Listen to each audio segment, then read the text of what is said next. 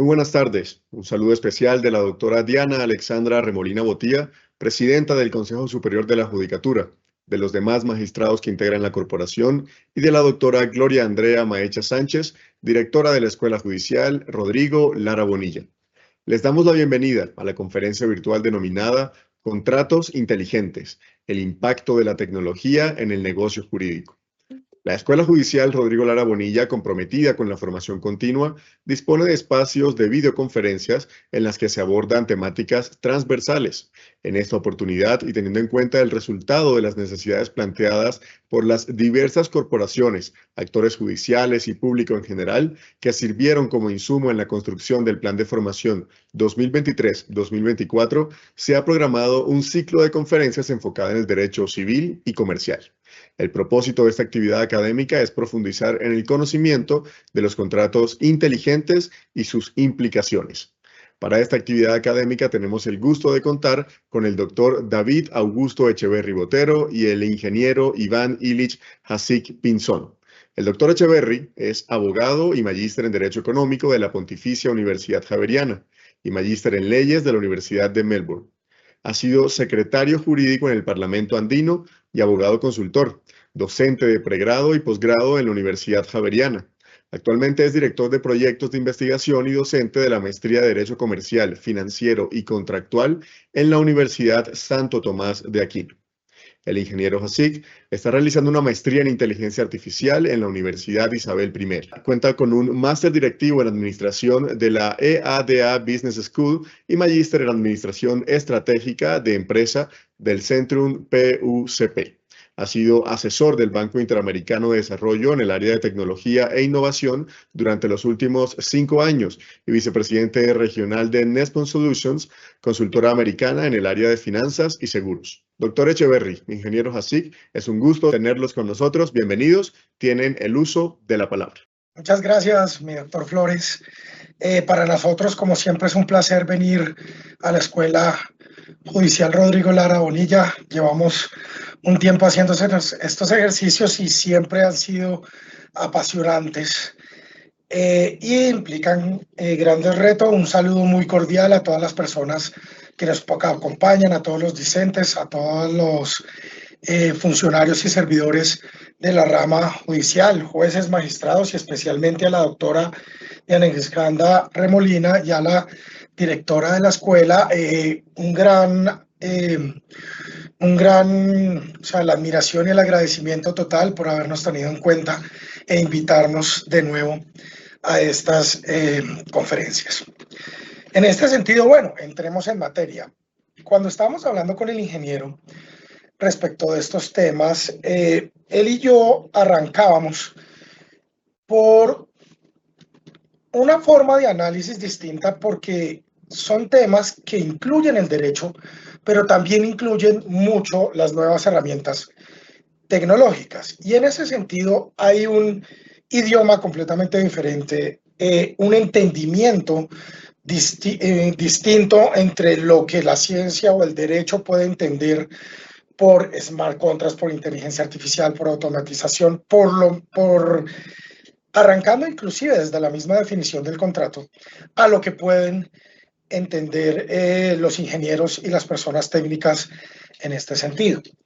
Por ello, empezamos nuestra disertación hablando un poco de las definiciones y de la historia de lo que es un smart contract, de lo que es un blockchain, de cómo esto influencia el derecho y cómo a veces entendemos de forma distinta conceptos que son iguales. Yo personalmente, cuando a mí prefiero no la traducción, prefiero hablar de smart contract porque smart hasta dónde es inteligente, pero esas dudas nos las va a aclarar de una forma más técnica el ingeniero. Entonces, ingeniero, quería preguntarle, ¿qué es eso de un smart contract desde el punto de vista técnico? Yo sé que usted conoce la historia, yo sé que usted conoce toda la técnica en este sentido, entonces quisiera darle la palabra para que nos contextualice un poco sobre lo que es realmente un smart contract.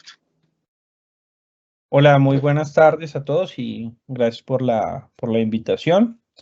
Creo que explicarlo, digamos, de forma sencilla y sobre todo es importante tener de dónde proceder, ¿no? Entonces, se empieza a hablar en tecnología de smart contracts con la aparición del Bitcoin, ¿no? Bitcoin, si se dan cuenta, o para los que conocen, fue como la primera aplicación que corrió sobre algo llamado blockchain, ¿cierto? ¿Y por qué surge o por qué empezamos a hablar de un smart contract? Lo que permitió, digamos, blockchain, el Bitcoin, fue resolver un tema, vamos a decir técnico, ¿no? Que es básicamente que es la propiedad de algún activo digital. Que antes de eso, pues era difícil, digamos, garantizar que alguien era dueño de un activo digital. Pienso en, antes ustedes compraban un libro por internet, descargaban un PDF, compraban una canción, la descargaban y la multiplicaban, es decir, la podían pasar eso por un correo, ¿no? Entonces, cuando nace blockchain, ¿no? Cuando nace Bitcoin, empieza a aparecer ya un concepto, sobre todo de escasez digital. En escasez digitales, por ejemplo, entonces ya un Bitcoin ya era un único. Y lo que permitíamos el blockchain era poder identificar que este Bitcoin perteneció a una persona. Y la forma, digamos, de poder certificar que ese Bitcoin pertenecía a una persona era a través de un smart contract, ¿no? Entonces empieza a aparecer sobre blockchain y sobre la aplicación o la aplicabilidad de blockchain para el uso, digamos, de este Bitcoin, en donde ya hablamos de una escasez digital, es porque el Bitcoin no es infinito, ¿cierto? Se puede minar hasta 21 millones de Bitcoins. Y empieza a aparecer, digamos, otra compañía, otra persona, se llama Ritalin, que es una persona rusa, que dijo, ok, sobre el blockchain yo puedo generar un software, ¿cierto? En este caso llamada Ethereum, que lo que permitía era programar esta lógica para saber de quién era ese activo digital. Y la programación, digamos, de ese activo digital, pues fue lo que se llama ahora o lo que se llamó en su momento un smart contract, ¿no? Entonces, lo que permitió, digamos, el smart contract, ¿cierto? Desde su concepción, fue finalmente garantizar o ver quién era el dueño de un activo digital. Entonces se ven ahora con muchas cosas y hace un par de años salieron los NFTs, donde básicamente decían alguien, soy dueño de un activo digital, en este caso una obra de arte, ¿no? Entonces lo que permitíamos el sobre una tecnología, que es el blockchain, básicamente, que es un tema, eh, lo llaman el libro central, perdón, el libro contable centralizado, ¿no? Entonces es que en una red todos tienen un registro de quién es el dueño de esto. Entonces la forma de programar para saber quién es dueño de algo, es decir, ahora este criptoactivo es del doctor Echeverry o esta pieza única, o una canción, un libro, la forma, digamos, de garantizar que eso se hacía a través de blockchain y a través de un smart contract. Y lo que vemos, digamos, empezado un poco ya aterrizado a nuestra realidad y donde más lo vemos, y tal vez es el motivo por qué yo estoy en esta charla, se aplica mucho en el sector financiero, y eso llaman como las finanzas descentralizadas, ¿no? Donde los smart contracts empiezan a aparecer como una solución para poder resolver temas de transacciones o cosas que son binarias, ¿no? O sea, llega un dinero a una cuenta, se desembolsa y todo esto se puede hacer a través de un smart contract con una programación, digamos, binaria. Eso, digamos, a altísimo nivel. Claro, ingeniero, ahí veo un tema que me parece interesante y ahí es donde empezamos a tener estas dificultades entre el derecho y la ingeniería, porque pues es que el contrato en una de las definiciones más básicas pues es un acuerdo de voluntades que genera obligaciones. Y cuando uno habla de inteligencia, eso se ha debatido mucho en la academia, hasta dónde un contrato puede ser inteligente y el término de inteligencia lo relacionan mucho con la inteligencia humana. Entonces, en ese contexto, ingeniero, ¿hasta dónde la inteligencia y la automatización son conceptos equiparables? Porque con base en lo que usted me estaba comentando, ingeniero, veo que es como una forma de verificación de transacciones donde ya hay una propiedad digital que puede ser única, certificada por el blockchain. Sin embargo, ¿qué es lo que hace inteligente o qué es lo que lo hace automatizado? Porque la gente, y en la teoría de contratos, la inteligencia se monta sobre la racionalidad y se monta sobre la autonomía de voluntad de los humanos que deciden hasta dónde un smart contract, un contrato inteligente puede decidir o tener procesos intelectivos, o realmente es más un proceso de automatización en una ejecución contractual y no en una creación de un contrato. ¿Usted qué opina, ingeniero? Sí, muy buen punto, ¿no? Y sobre todo creo que hoy en el estado del arte, ¿no? En temas de tecnología e inteligencia artificial, muchas veces se trata de decir, un smart contract lo relaciono con inteligencia artificial y dista por lo pronto mucho de lo que se puede hacer hoy con inteligencia artificial y la creación de contratos, ¿no? Entonces, como menciona, ¿no? El smart contract, sobre todo, digamos, llevándolo a los escenarios que pueden tener mayor complejidad, que puede ser, digamos, las transacciones en un sistema financiero o compra de activos, por ejemplo, se utiliza mucho en trading. Casi que toda esa lógica de programación obedece, digamos, a modelos de negocio y a situaciones muy puntuales, en donde todavía el humano, ¿no? O en este caso a través de abogados o de juristas o alguien que entienda de negocio, tiene que redactar un contrato con unas situaciones y ya después se hace una programación. Ya tal cual como usted mencionaba, lo que se utiliza ya en la automatización, por ejemplo, sí se utiliza ahorita mucho inteligencia artificial para verificar el cumplimiento de ese contrato.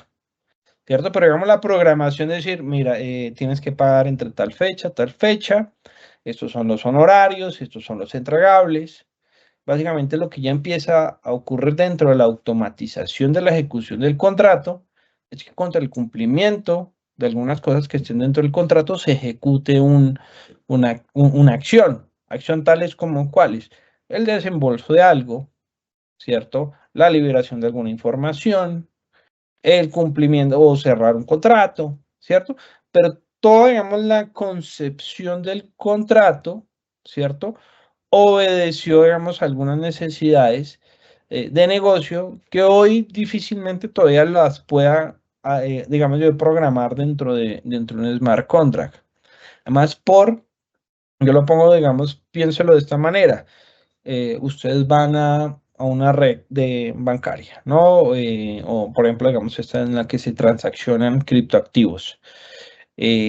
Una programación de un contrato, un smart contract con inteligencia artificial, puede, tiene dos vacíos. La primera, no sé cómo se entrenó ese motor de inteligencia artificial y si de alguna manera algo a propósito se hizo para poder dejar algún hueco de seguridad.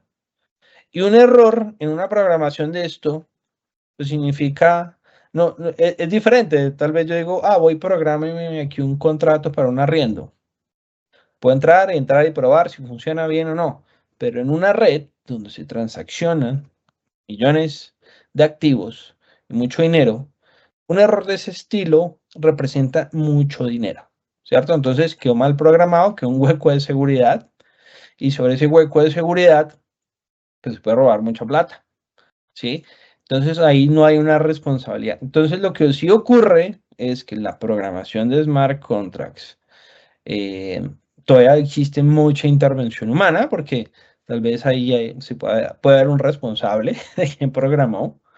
Ya hay quien echarle la culpa, si yo tal vez hoy se lo paso a un ChatGPT o entrené un modelo para programar smart contracts, ahí detrás todo lo que tengo que hacer para entrenar esto de tener un montón de información y tal vez adrede uno puede programar o puede pasarle eh, alguna fuente de entrenamiento que me deje un pequeño hueco. Lo que sí ya pasa es que se utiliza así con inteligencia artificial para los smart contracts, para poder revisar que no haya huecos dentro de la programación de ese smart contract.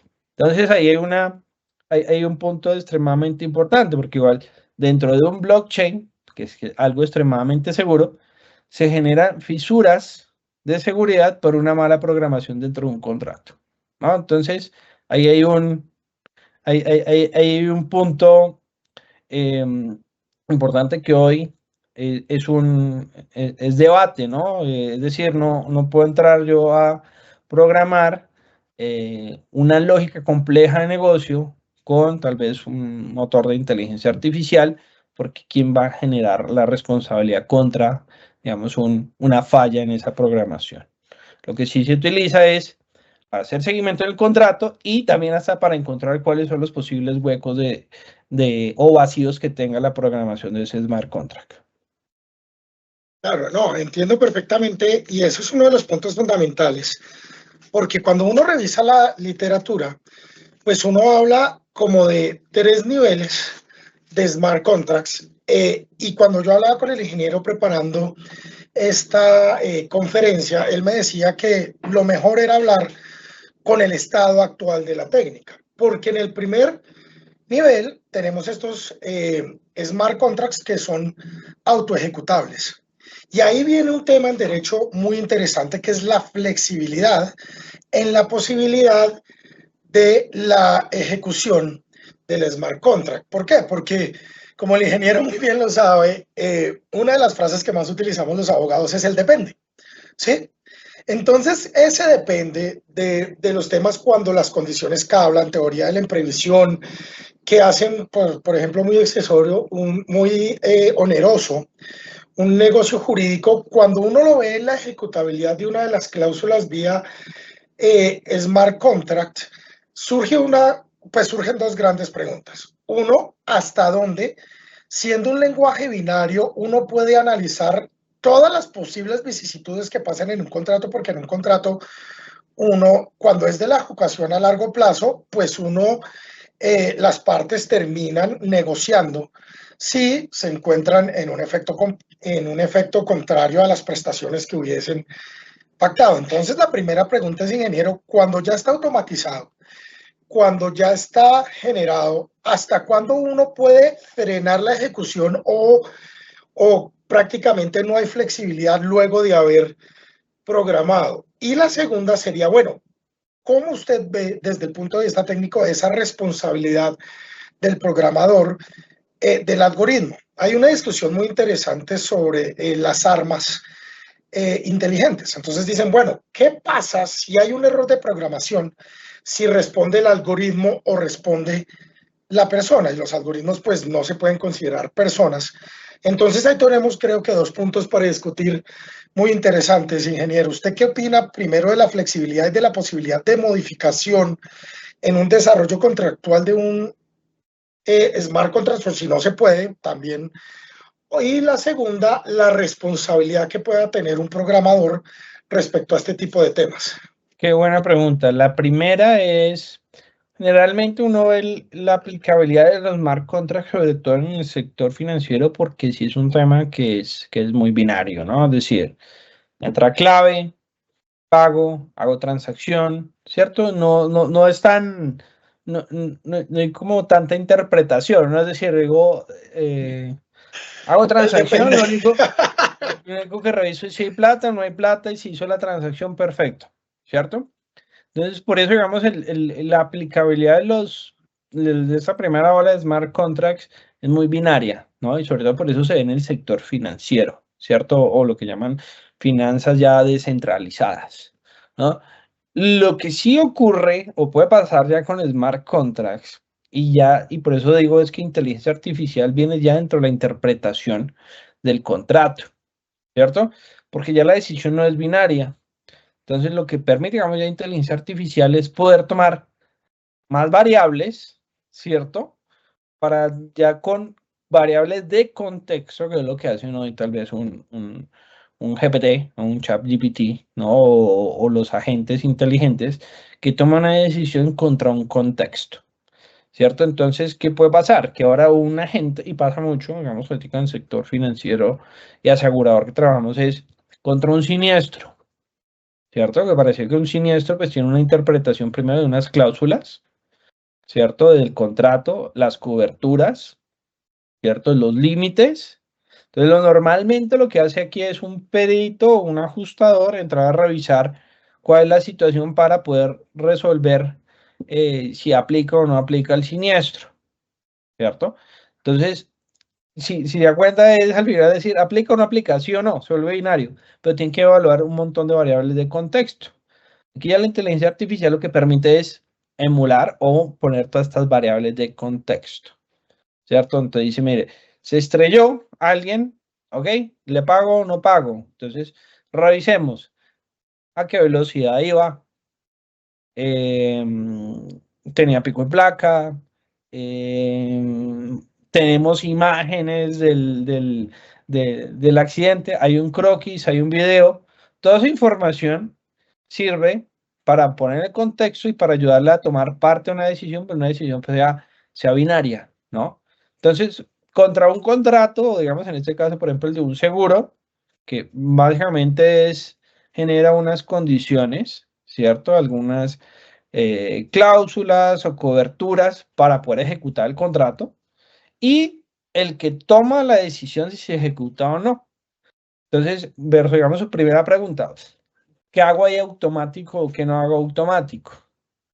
¿Cierto? Entonces, ¿qué hago automático? Digamos, la creación del contrato no tanto, la ejecución del contrato, ya que nos va a permitir es que ya no es binario, ¿no? Que se estrelló, le pago, o no se, o no fue responsable, no le pago. Pero entonces aquí empieza ya a evaluar un montón de variables, ¿cierto? Donde tal vez tengo evidencias, tengo la foto, entonces contra una foto dice, uy, este estrellón, ¿cierto? Ya por análisis de imagen me está diciendo que ese estrellón muy posiblemente no fue causado en este siniestro.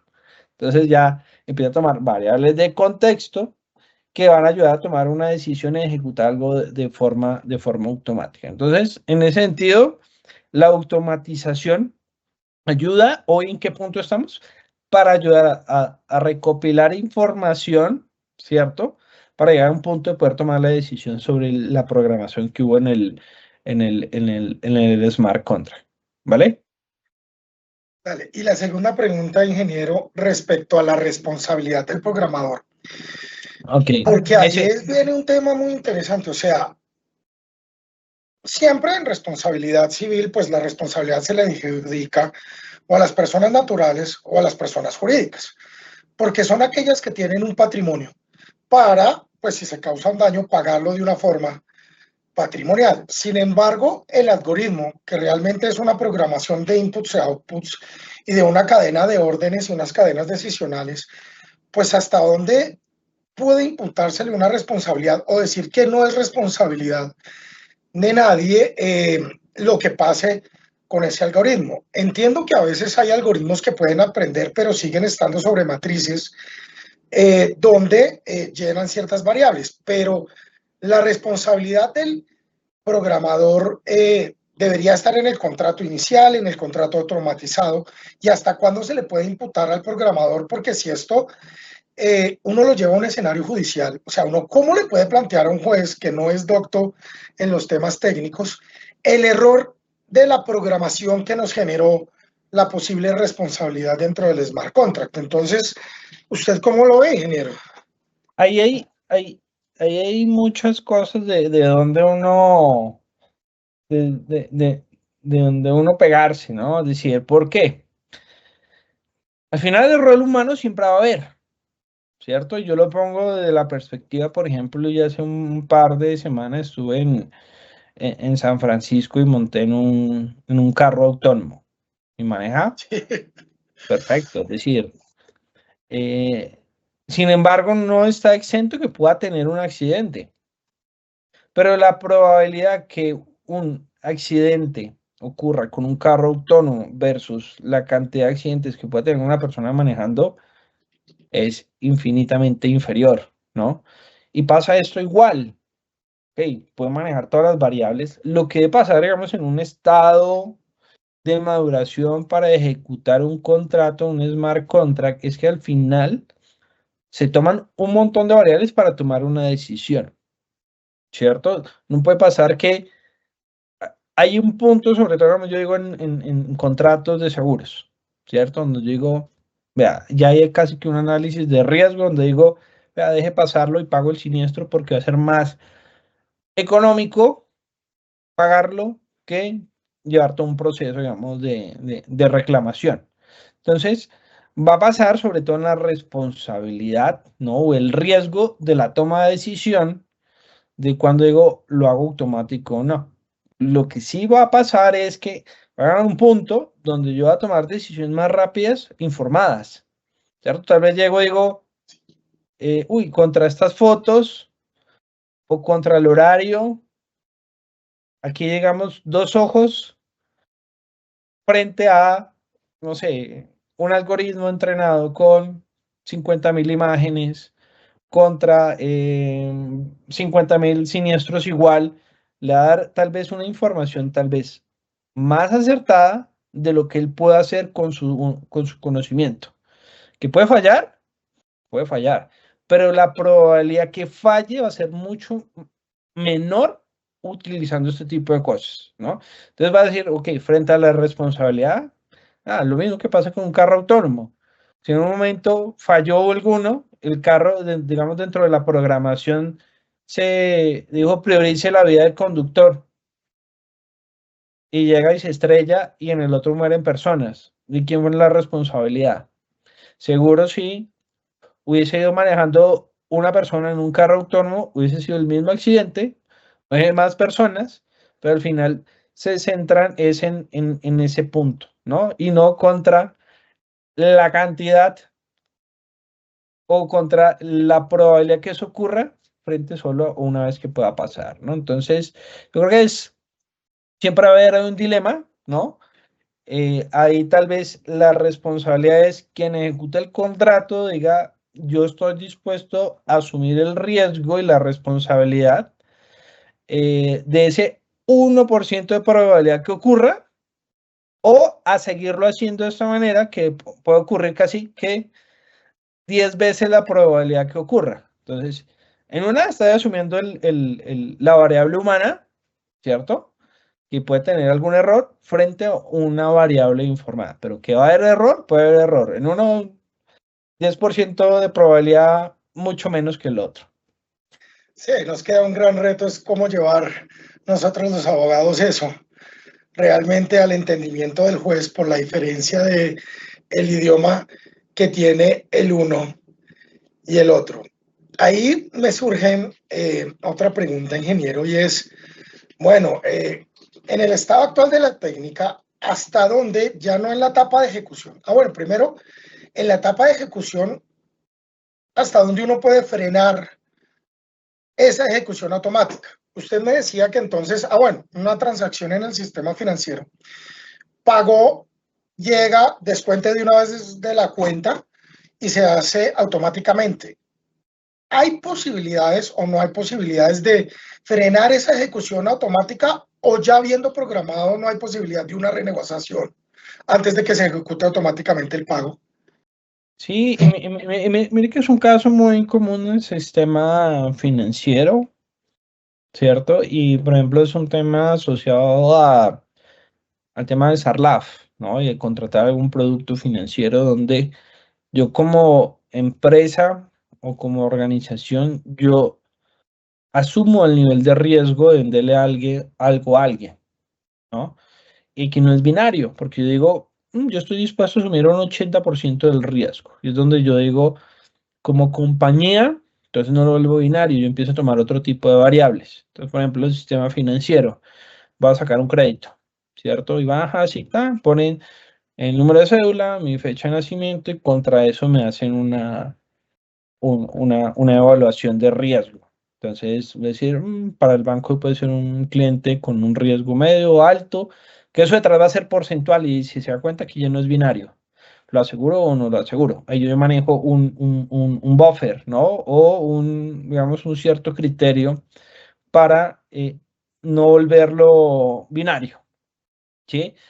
Entonces aquí empiezan a ocurrir otro tipo de análisis, ¿no? Donde tal vez antes este tipo de cosas sí eran binarias. ¿Está reportado? No lo aseguro. No pagó, le corto. Entregó, pero no entregó al 100%, no le pago, ¿no? Entonces empiezan a haber, digamos, unos márgenes, digamos, yo lo diría como de nivel de tolerancia, ¿cierto? Entonces yo digo, ya no se vuelve, digamos, binario, ¿no? Que yo digo, frente a eso hay un nivel de tolerancia ok, no pagó, ¿cierto? No le va a cortar el servicio, espero 2 o 3 días, ¿sí? Si lo hiciera netamente estricto, como está el contrato, digo, no paga, córtele el servicio, ¿cierto? Entonces yo puedo decir, frente a este es un cliente que generalmente me paga a tiempo, algo puede haberle pasado, ¿sí? No le entró el pago, no le entró la transacción, se enfermó, pero no se vuelve, frente a igual, entonces igual es smart contract, es decir, le, le doy la opción, ¿le corto o no le corto? Que es al principio era uno de los riesgos, es decir, imagínense en un tema de energía, ¿cierto? En donde casualmente la clínica no pagó o no entró el pago por algún error en el banco. ¿El sistema qué pasa? Ah, no pagó. ¿Qué hago? Apago la luz y puede quedarse el hospital sin luz, muere gente y quién es la responsabilidad. Entonces va ahora mucho en la interpretación de esto, ¿no? Y los niveles de tolerancia. Entonces digo, no, yo ya no corto, ¿sí? Y pasa muchos seguros, que son los periodos de gracia, donde digo, no pagó, yo le doy 5 días para que pague, o yo ya manejo entre un entregable de un contrato, si no estuvo a 100% de satisfacción, puede estar en un margen de error del 5, un 10%. Entonces empieza a manejarse unos niveles de tolerancia, esos niveles de tolerancia corresponden al contexto, ¿no? Entonces no se vuelve tan papista, ¿no? Es decir, no, un segundo tarde, corto la luz a la clínica y se mueren 3, 4 personas, ¿no? Entonces, y hay un poco más de contexto, ¿cierto? Donde sí lo que va a pasar en el smart contract, ¿no? Es si es un 1 y un 0 porque ejecuto o no ejecuto. Lo que va a accionar ese 1 o 0 sí va a tener muchas más variables para poder tomar una decisión. Eso me parece supremamente interesante porque ya se incluye un grado de flexibilidad a partir de estas variables para no hacer un contrato completamente rígido, a pesar de que pues ya la ejecución no puede hacerse. Pero veo entonces, si nos hemos centrado en el tema de la ejecución de las obligaciones y la verificación de obligaciones para la que realmente se está utilizando el smart contract. Sin embargo, y pues en la academia, cuando uno habla con los profesores, siempre les da ese miedo de que a uno lo pueda reemplazar completamente el smart contract. Y entonces uno oye de un tercer nivel de machine to machine contracts. Y entonces uno lee estas nuevas formas tecnológicas de hacer negocios, como en el trading que usted mencionaba, ingeniero, donde el contrato se hace de máquina a máquina en forma inmediata. Entonces ahí uno se pregunta, bueno, ¿hasta dónde una máquina puede hacer un contrato ya no solo en la parte de ejecución, sino en la parte inicial de planeación y generación de un contrato? Y si una máquina lo puede hacerlo, más allá de lo que hace ChatGPT, de coger las propuestas, generar una propuesta con base en cláusulas o muchas cláusulas que ya se hayan utilizado anteriormente, pero hasta dónde, más allá de la descripción de este lenguaje, una máquina puede hacer un contrato automático con otra máquina en el estado actual de la técnica, porque si no, ahí sí los abogados perdemos el trabajo. Pues es un buen punto y sobre todo piénselo de esta manera, ¿no? Es decir, toda la programación de un contrato obedece un modelo de negocio, ¿cierto? Creado por humanos. En trading se aplica mucho porque es un negocio muy matemático. entra un armónico, entra a ese punto, venda, transfiera, ¿sí? No hay muchos niveles de interpretación. Igual, es decir, matemáticamente es posible modelarlo. Pero usted, por ejemplo, dice, dígale a un sistema, necesito que me programe, no sé, un Uber. Entonces, digamos, casi que todo eso obedece a un modelo de negocio, es decir, eh, el que conduce, el que pide el servicio, ¿sí? Entonces hay muchas variables todavía de entendimiento del modelo de negocio. Entre más simple sea el modelo de negocio, es muy fácil programar eso. Por eso, digamos, todo lo que tiene que ver con e-commerce, porque es un tema netamente transaccional, donde usted me dice, este es el precio de compra, este es el precio de venta, esta es la opción de pagar, esta es la opción de transferencia, y yo ya tengo controlada casi que todas las variables, ¿no?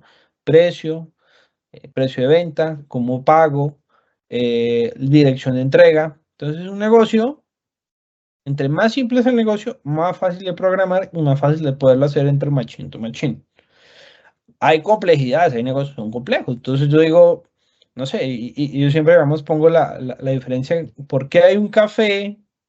¿Cierto? No va a poner acá, no va a hacer publicidad, pero digo, un americano de un sitio contra un americano del otro, uno vale 5.000 y el otro vale 12.000 pesos, ¿cierto? Si uno papísticamente le dice a una máquina cómo programe, se dan cuenta que detrás del café de 5.000 y el de 12.000 hay un modelo de negocio diferente, ¿cierto? Desde la calidad, la entrega, la personalización. Entonces, ese punto no hemos llegado, allá vamos a llegar, ¿no?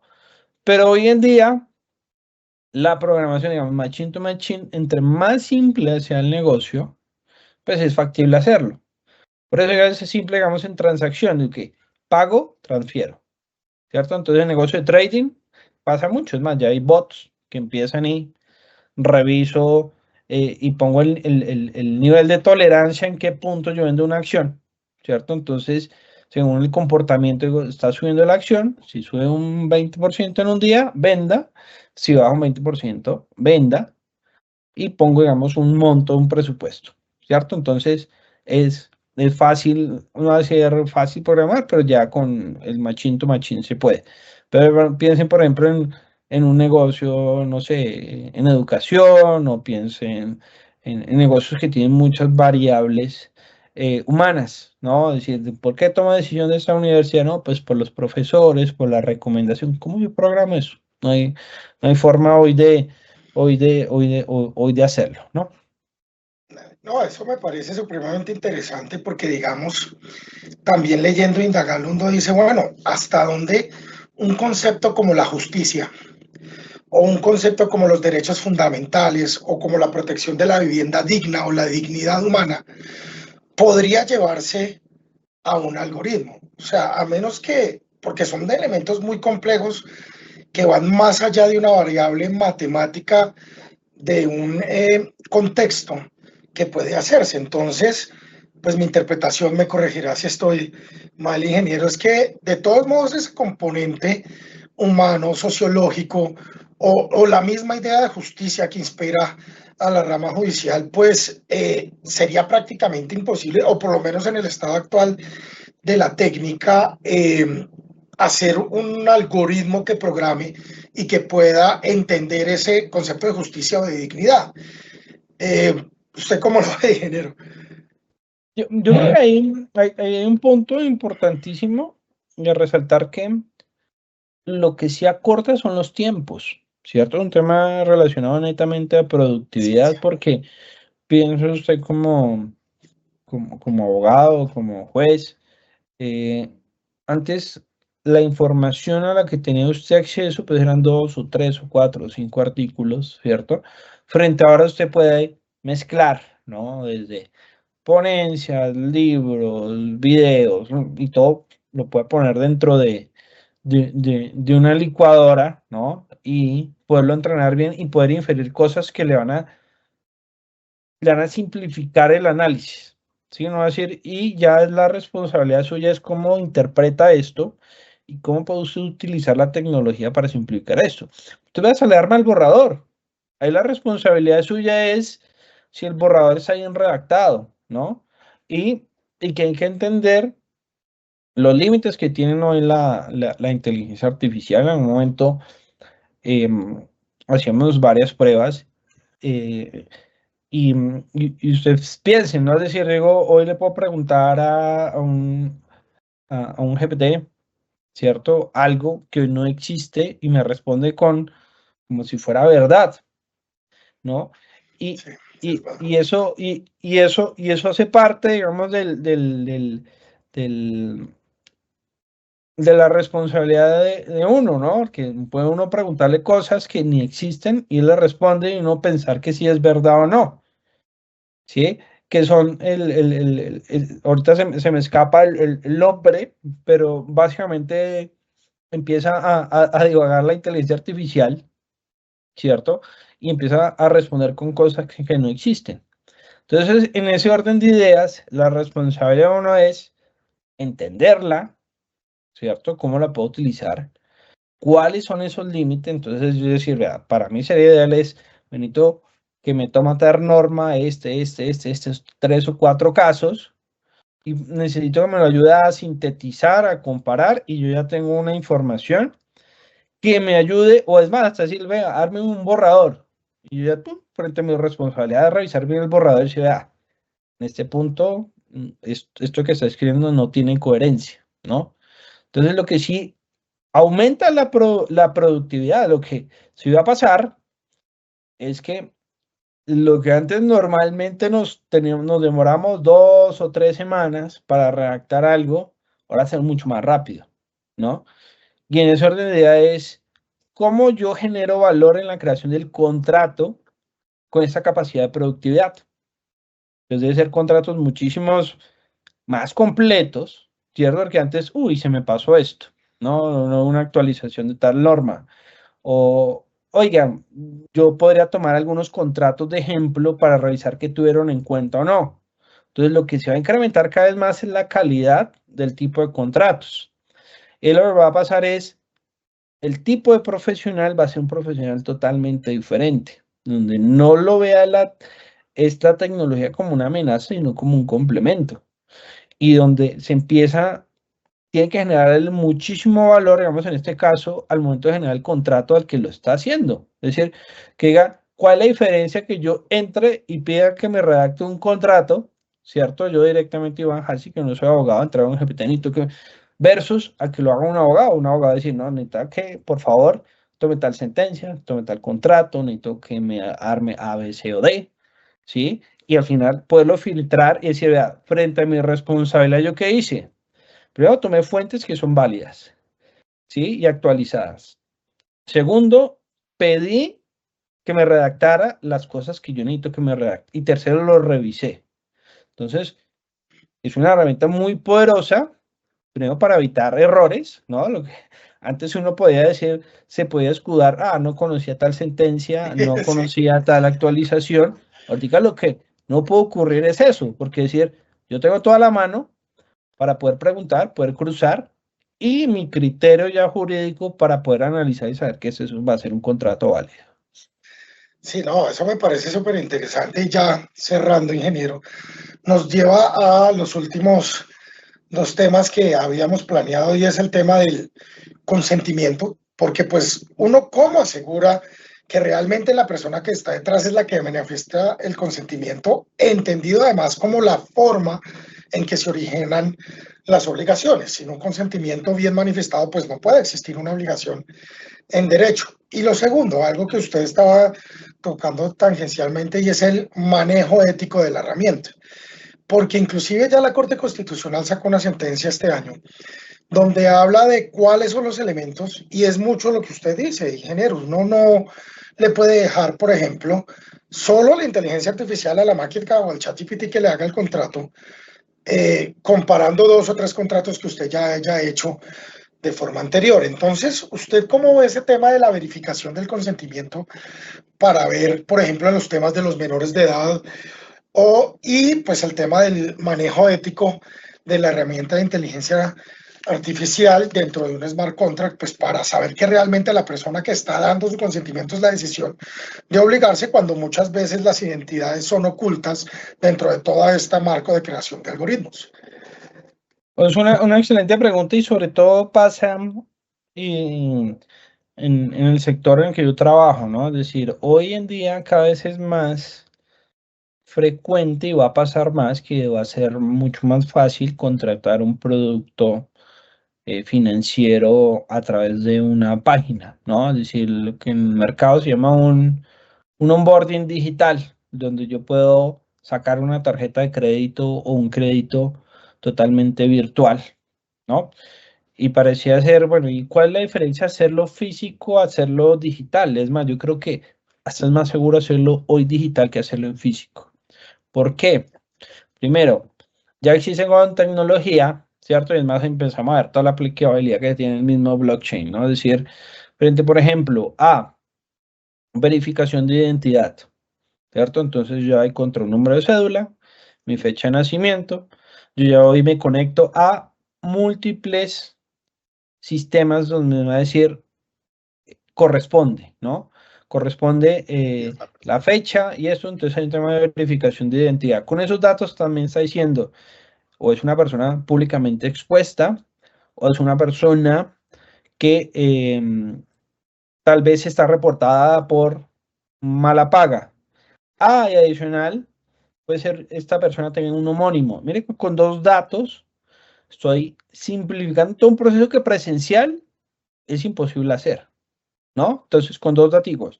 Después yo ya subo una foto, ¿cierto? Entonces, con inteligencia artificial de reconocimiento biométrico, identifico si es si es o no es, ¿no? Y lo otro ya, una firma. Ahora es una firma, entonces una firma digital donde yo certifico. Entonces, no, acá vamos al tema de blockchain y los smart contracts, ¿no? Es decir, frente a en este caso, propiedad de un activo digital. Es decir, yo estoy certificando que esa es mi firma, porque yo fui a un sitio, puse mi firma, la validaron. Cuando la validaron, me pidieron mi cédula, me pidieron una foto, pero yo ya estoy validando digitalmente que esto ocurre. Y en ese punto, es más, va a pasar en un punto donde digo, cuando puse mi número de cédula y cuando puse mi fecha de identidad, tengo que dar una autorización de consultas de verificación de identidad y central de riesgo. En 2 o 3 puntos, ¿cierto? El proceso digital es más seguro que el proceso físico. Lo que pasaba antes es, boté mi cédula. Con esa cédula iban a los proveedores de telefonía, sacan 2 o 3 o 4 líneas, sacan un crédito a mi nombre. ¿En qué momento hubo ahí el rastro que hubo verificación de identidad? ¿Dónde hubo rastro que hubo una validación por biometría? ¿Dónde hubo rastro que efectivamente era la persona que estaba, la que llevó la cédula, si era la persona? Entonces, en ese punto, sobre todo el tema de tratamiento de datos, ¿no? Y sobre todo en el tema digital, hoy en día, toda transacción, ¿cierto? Es decir, desde la compra de una boleta por internet para ir al cine, usted utiliza una cuenta, ¿no? Desde el Nequi o el DaviPlata o cualquier medio de pago que tuvo que llevar todo ese procedimiento para poderse activar, ¿no? Entonces, en ese orden de ideas, hoy todo el tema de tratamiento de datos y autorización de uso de la información está debidamente, digamos, certificado. Lo que sí ocurre, ¿cierto? Y creo que ese gran reto es certificar que lo que uno le está dando autorizo para qué es y dónde va a quedar guardada esa información. Y pasa mucho, de nuevo, aquí vuelvo al sistema financiero con esta ley de dejen de molestar, ¿cierto? Donde dicen no me llame antes de las 7 de la mañana o no me llame el fin de semana, sino yo voy a una base de datos, reporto que me saquen de esa base de datos, ¿sí? Pero creo que hay un estado, ¿no? Hoy técnicamente se puede hacer, falta es un tema de concientizar a las personas que cuando hagan ese checklist o cuando estén consumiendo información desde la página o cuando están subiendo esa información, que están autorizando a que la institución o el que está haciendo eso, ¿qué va a hacer con esa información? Ya nos conocen. Y eso nos lleva pues al último punto, el tema ético del manejo, porque en derecho se debate mucho lo que le mencionaba, los contratos de los menores de edad, la venta de bienes con objeto ilícito y al algoritmo no tener una posibilidad de saber cuál es a veces la persona o cuando el blockchain es público y no privado, como está protegido por esa anonimidad, que uno no sabe realmente quién está haciendo, eso abre un tema interesante para pues hacer negocios que no deben hacerse. Entonces uno oye hablar de la dark web, uno oye hablar de la deep web, donde se transan cosas que no deberían transarse, pero que de todos modos con la automatización de los contratos se puede hacer. Hasta donde tengo entendido, me corregirá ingeniero, es que en el sector financiero sí se han creado mecanismos y grandes protecciones vía SARLAF y todos los elementos donde se evita que por lo menos estos contratos puedan realizarse. Sin embargo, el riesgo está por el otro lado, porque inclusive la ley 527 del 99 trae ese principio de neutralidad tecnológica y de equivalencia funcional, pero la tecnología simplemente es neutra. Entonces, ¿hasta dónde el programador o la persona que la usa puede llegar a hacer un uso que no sea ético? O quien interpreta la información, porque en el sector financiero también han habido casos donde a partir de números, en lugares como en Estados Unidos, cuando ven que la mayor cantidad de impago están, por ejemplo, en personas afrodescendientes o en personas latinas, lo que le va a aportar el algoritmo es no lo utilice. Entonces, miren que ahí tenemos dos formas de utilización. Una de la interpretación de la persona que hace con base en la información del algoritmo, donde dice, oiga, no, entonces dejemos de prestarle a personas afrodescendentes que estén en barrios peligrosos. Y por el otro lado, las personas que utilizan estas redes ocultas y oscuras para realizar negocios jurídicos, que lastimosamente también estarán fuera del derecho porque son de objeto ilícito y algunos podrán tener una causa ilícita, pero eso, desde el punto de vista técnico, ¿qué opinión le merece? Yo creo que más que el punto de vista técnico, yo creo que es desde el punto de vista regulatorio, ¿no? Porque cuando hay un vacío, ¿cierto? Y siempre va a pasar porque la tecnología va mucho más rápido que las leyes, ¿no? Entonces siempre va a pasar, ¿no? Entonces hoy, como mencionaba, hay una dark web donde se pueden transaccionar sobre temas con criptos, ¿no? Entonces, ¿qué pasa? Pues todavía no está estrictamente regulado un tema de criptos en el mundo, ¿no? Hay algunas ciertas cosas que funcionan, hay otras que no, pero todo es muy nuevo, entonces cuando lo que yo no conozco es muy difícil regularlo, ¿no? Y creo que nos pasaba hace un par de años, que es más que vimos ahí la conferencia referente al modelo de plataformas, ¿no? En donde decían, hoy hay muchos vacíos jurídicos porque no se ha regulado, ¿no? Se va a llegar a ese punto, ¿no? De decir, ok, en temas de equidad, ¿cierto? O no de discriminación, o un tema de no monopolio. ¿Cómo usted garantiza, digamos, prácticas para no discriminar a alguien por su color o por su... Eso.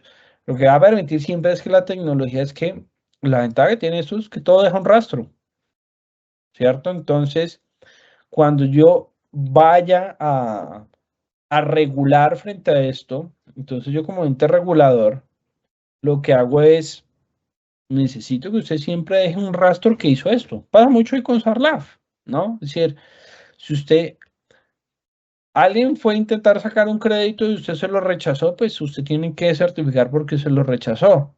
Ah, es una persona públicamente expuesta, el nivel de riesgo que me botó, mi motor me dice que es alto, tiene un homónimo, ¿sí? Pero usted tiene toda la información o todo el registro de lo que pasó.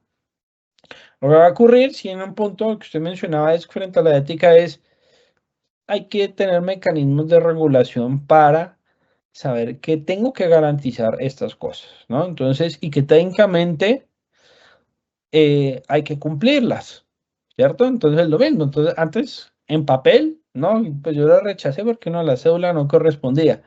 Ahora usted digitalmente dice, me pasó los documentos, me pasó todo a tiempo, porque está acá esto. Y el sistema va a decir, no, lo rechazo porque no cumple el score. ¿Sí? No fue un tema de discriminación. ¿Sí? Pero si ya cuando entra ese, vea, cumplía con todos los requisitos por esto, y tal vez usted puso una variable de riesgo por su ubicación de ciudad, ahí va a decir, ojo, es un tema discriminatorio, ¿no?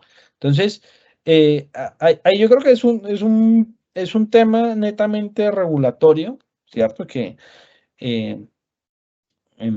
sobre todo en nuestra latitud tiene sus retos porque creo que hay muchos otros retos más urgentes para resolver.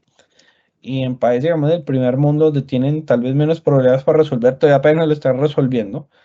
Creo que hace parte de esto, ¿no? Es decir, como mencionaba, la tecnología mucho más rápido que la mente humana y sobre todo mucho, mucho más rápido que la regulación de los países. Entonces, pues ahí está, digamos, el reto, digamos, sobre todo para eh, los juristas, ¿no? Aquí en este caso los magistrados, los jueces, de poder tener un contexto, ¿cierto? De tal vez si hoy hay un vacío legal, parte de lo que estamos hablando hoy, pues les dé unas luces o algo de por dónde puede interpretar o hasta por dónde poder investigar para tomar decisiones informadas. No, claro que sí. Ahí como las nuevas temas regulatorios, pues la sentencia de la Corte trae estos parámetros y salió una regulación hace poco, una circular de la Superintendencia de Industria y Comercio, donde propone una regulación a partir de principios, emulando un poco los libros blancos que están sacando en Europa, porque pues una regulación específica es muy difícil, pero por ejemplo el tema de lo que usted decía, ingeniero, lo tomó la circular, donde tiene que revisar el sesgo algorítmico, revisar la programación, interpretar y no en ningún sentido dejarle al smart contract o a la máquina lo demás, todo el tema. Ahí viene otro reto, es también en conocer estos temas y muchas gracias a la escuela también por abrirnos este espacio porque hasta el funcionario judicial va a necesitar esta información para saber interpretar ese rastro del que usted está hablando, porque ese rastro es el que va a determinar la responsabilidad o puede ser el elemento fundamental para el fallo en aplicación a una justicia que todavía no puede interpretar la inteligencia artificial o los contratos automatizados o la automatización de estas herramientas. Entonces yo creo que con esto cerramos. Ingeniero, no sé si quiera añadir algo más. Esto es eterno, pues es enorme. Realmente ser un experto en esto, nadie es experto porque, como lo decía, todos los días hay cosas nuevas, pero por lo menos empezar a explorar y saber el tema de los rastros y romper esos miedos de lo que se le denomina inteligencia y la automatización son fundamentales. Sí, yo un último punto y creo que es importante. La tecnología no hay que tenerle miedo, hay que entenderla, hay que utilizarla a nuestro favor, ¿no? Es decir, no satanizarla, sino utilizarla en pro de nuestro trabajo. Hoy en día, digamos, desde mi trabajo, podemos hacer con 2 manos lo que antes hacíamos con 10, ¿no? Y es un tema de productividad y responsabilidad. Responsabilidad es entender la tecnología, responsabilidad es prepararnos en esto, es decir, no podemos ser ajenos a lo que está pasando, ¿no? Es decir, hay que sentarnos, hay que estudiar, hay que entenderla y hay que aprovecharla, ¿no? Creo que eso, eh, como colombianos, ¿cierto? Poder utilizar estas herramientas para ser muchas veces más productivos, poder cruzar información que tal vez no alcanzamos a leer o poder cruzar sentencias o poder, eso creo que es en áreas de la productividad ayuda un montón, ¿no? Y creo que ese es un mensaje claro que yo quiero dejarles de esta charla. Eh, Todo distinto, vamos a satanizar la tecnología. Creo que nos ayuda en este caso a ser mejores profesionales, ¿cierto? y sobre todo es la responsabilidad que tenemos nosotros como profesional de actualizarnos, y ya que estén ustedes en esta sesión, habla mucho que lo hacen ustedes desde su trabajo. Pues, doctor Echeverry, ingeniero, así queremos expresar nuestro agradecimiento especial por su presentación. A continuación, pasaremos al fragmento de preguntas. La primera de ellas, hecha por uno de los asistentes a la videoconferencia, es la siguiente. ¿Un smart contract que se encuentra en blockchain me sirve como material probatorio dentro de un proceso jurídico? Claro que sí. Realmente, cuando uno ve la regulación y ve lo que dijo la 527, si bien hay personas que creen que es muy antigua, ella reconoce todos los mensajes de datos, las estructuras, inclusive la programación como prueba. Entonces, es más un problema de cómo el juez y cómo el abogado entienden o pueden traducirle mejor al juez qué fue lo que se hizo en esa programación para mostrar realmente ese dato. Pero el smart contract tiene efectos probatorios en equivalencia sin ningún problema. También están las disposiciones del Código General del Proceso. Ahí lo difícil es cómo traducir un lenguaje binario, un lenguaje hecho en números, cómo que además el funcionario judicial entienda lo que es un blockchain, para que pueda interpretar ese rastro que nos decía el ingeniero y poder tener los efectos probatorios que tenemos en nuestro derecho procesal. El problema es que ahí de nuevo, mi doctor Flores, es que como estamos acostumbrados al contrato de papel, entonces uno que tendría que tener el contrato que se desarrolló base. Mira que lo que nos decía el ingeniero, ahora lo que hacemos es automatizar en smart contract, es la ejecución. Entonces tendríamos que llevar el contrato base, cómo se ejecutó vía el algoritmo, cuál es todo ese rastro, y eso llevárselo en un lenguaje entendible el juez, pero el efecto probatorio con la equivalencia va a ser el mismo. Sí, exacto. Ahí yo creo que sobre todo cambia las pruebas y la recolección de pruebas, ¿no? Porque ya es un perito digital, ¿no? Donde aquí el rastro es el log de la transacción, si la hizo, si no la hizo, pero ya yo creo que en el mundo ya hay varios casos que están documentados. Muchas gracias, doctor ingeniero. Vamos con la siguiente pregunta. ¿Podría reclamar derechos patrimoniales de un activo digital con un smart contract que adquiero en blockchain? Buena pregunta. ¿Me la repites? O sea, ¿podríamos reclamar Derechos patrimoniales de un activo digital con un smart contract que adquiero en blockchain? Claro que sí, porque es que mira que, y eso lo hablábamos ayer con el ingeniero, estamos hasta ante una ampliación del concepto de propiedad, porque cuando tú ves el derecho clásico, tú en el derecho de bienes ves las obligaciones o los bienes, los derechos reales y los derechos incorpóreos. Y mira que todos ellos tienen un valor económico. Si tiene un valor económico, tiene un valor patrimonial. Y lo que hablábamos con el ingeniero es que gracias al blockchain se puede tener la propiedad de un activo digital único. Entonces mira que es como si fuera una casa, como si fuera un carro. Ese es el tema de bienes que tenemos que extender, porque es que antes uno creía, más allá del tema de propiedad intelectual o derechos de autor, uno decía que esa obra se tenía que proteger, pero hasta dónde era una obra única. ¿Sí me entiendes? Lo que nos permite el blockchain es decir, mire, esa obra que está en el smart contract es única. Y entonces si hay una afectación a ese bien patrimonial, claro que podría haber una responsabilidad y una responsabilidad patrimonial por violación a ese activo digital, porque como nos decía ingeniero, es que miren que es una nueva forma de propiedad. Es una forma de propiedad donde algo que es un PDF, que todo el mundo se lo repartía, ahora puede ser un PDF único. Y en ese sentido, aplicarían las normas que tenemos de responsabilidad dentro de nuestra legislación civil y comercial. Sí, es más, por ejemplo, para ir caso no muy lejos, los NFT, ¿cierto? Que son este tipo de obras, o para no ir más lejos, ¿no? Si compran ustedes un libro digital en una de estas plataformas, ¿cierto? yo entro y reclamo que compré ese libro, ¿cierto? Y frente, digamos, a la trazabilidad, ni siquiera, ahí el smart contract que es la transacción y el registro de la transacción y que me entregó algo. Entonces, sí, hay, habrán algunos que no, que tal vez hoy, no sé, frente, no sé, criptos, en algún trading, sí, sí, sí, en un punto son criptoactivos no respaldados, eso sí, pero digamos un tema, digamos, contra un libro, un disco, o cosas que uno compra ya que son digitales, son activos digitales, totalmente hay un registro que eso es mío, ¿no? La música, los videojuegos aplica Ujú. perfectamente a estos temas de análisis.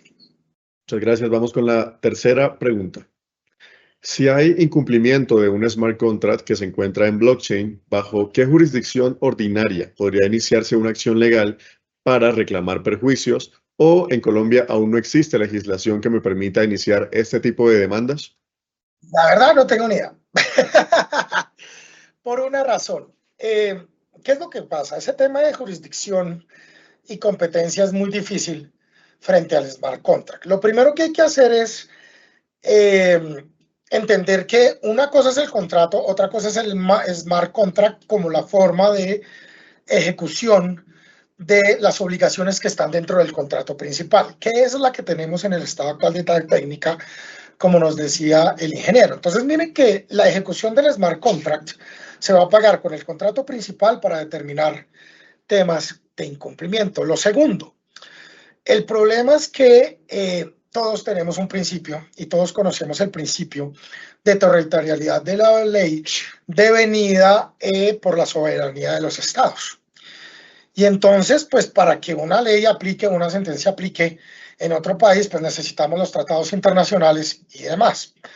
Cuando uno lleva esta idea tradicional a la nueva forma de los negocios internacionales, a la nueva forma de el comercio internacional, pues en que entre que ese principio de territorialidad de la ley empieza a tener grandes problemas que en un principio se solucionaban con los mecanismos como el arbitramiento internacional.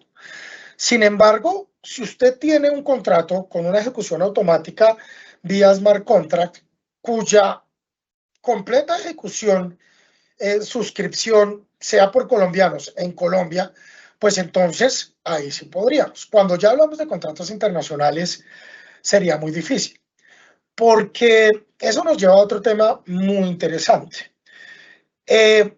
Porque si usted, digamos, en el smart contract o en el contrato principal no pactó unas cláusulas de resolución de conflictos o no pactó una cláusula compromisoria o hace un compromiso después, pues usted no puede acudir al arbitramiento internacional para definir temas de smart contracts. Sin embargo, miren que ese está ahí, es una pregunta muy difícil de resolver. Solo los contratos que todo se haga en Colombia sería uno diciendo, ah, bueno, pues que todo se hizo, no tiene una relación. Si uno se va al tema de arbitramiento internacional, habiendo pactado la cláusula, uno podría decir, ah, bueno, el contrato con el que la jurisdicción tenga una mayor relación, que es el principio general, si las partes no lo decidieron en la redacción de la cláusula, podría ser otra fórmula, pero mira que inclusive ahí es donde los ingenieros nos llevan ganando la partida. Entramos a un tema, el que les decía, supremamente interesante, que es las formas de resolver los conflictos de la misma plataforma, de la misma página, dentro del mismo smart contract. Entonces, mira que hasta dónde, si ya se ejecutó el contrato, tú necesitas acudir a un régimen de remedios o a una demanda. Si ya la ejecución está automatizada, en la medida en que usted haga eso, lo que nos decía el ingeniero, de hacer las variables con margen de probabilidad, mira que tú prácticamente ya resolviste de entrada cualquier conflicto que podía ser futuro. O lo otro que pasa, donde la recelación en algunos temas, por ejemplo, del consumidor, son de forma inmediata. Entonces a mí me pasó, acabé de hacer una compra en una página web, hubo un problema, no me llegó, a los 3 días ya estaba en mi correo el monto que yo había pagado. Entonces mira que las mismas plataformas generan métodos de solución de conflictos donde inclusive hay temas éticos y hasta la exclusión de la plataforma del oferente que no cumple. Y terminan en algunas instancias siendo más eficientes inclusive que acudir a la jurisdicción, porque son en tiempos reales. Entonces, frente a eso, ante la dificultad de la jurisdicción, uno que haría o dentro del mismo smart contract parametrizarlo para hacer la solución, o si está el smart contract dentro acogido por una plataforma, que la plataforma de una vez haga, por ejemplo, la devolución automática del dinero en el momento en que se encuentre que uno ya se puede cumplir. ¿Sí me entiendes? Eso es lo que está en el estado actual de la técnica, porque lo que tenemos en derecho cuando hablamos de contratos internacionales sigue siendo los regímenes de arbitramiento y arbitraje internacional. Pues, doctor David Augusto Echeverry Botero y al ingeniero Iván Illich Hassin Pinzón, queremos decirle que su generosa intervención merece todo nuestro agradecimiento. Gracias también a los servidores y servidoras judiciales y a todas las personas que actúan en el sector justicia que se conectaron a esta conferencia virtual. Los invitamos a que nos sigan a través de nuestras redes sociales, Facebook, Instagram, X y YouTube, donde podrán encontrar información sobre todas nuestras videoconferencias, además de otras noticias de interés. Muchas gracias.